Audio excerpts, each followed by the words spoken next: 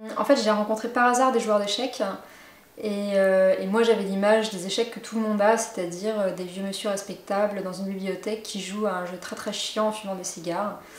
Et j'ai rencontré des joueurs d'échecs et en fait je me suis aperçue que c'était des rockstars, des mecs qui pétaient des chambres d'hôtel, qui étaient jeunes, qui étaient des espèces d'animaux guerriers. En fait, j'avais pas du tout saisi moi cette dimension physique qu'il pouvait y avoir dans les échecs.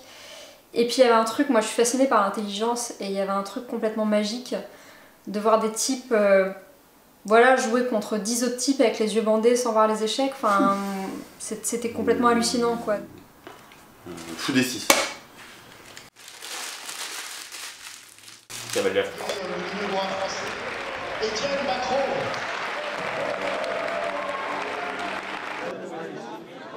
Et à la fois parce qu'ils étaient en dehors, pour ce qu'ils étaient en dehors des échecs, à savoir des mecs qui faisaient des fêtes pas possibles, qui faisaient des paris sans cesse, qui n'arrêtaient pas, qui jouaient tout le temps, et voilà, par leur vie, où les mecs vont d'hôtel en hôtel, ils ont fait 4 fois le tour du monde, ils ont rien vu parce qu'ils restent dans les hôtels à jouer.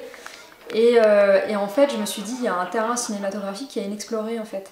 Il va pas d'un seul coup se détendre, vu ce qu'il vient de faire, pour se jeter un regard neutre et tout, il vient de sacrifier une dame, tu vois, il ne peut pas changer de trucs comme ça.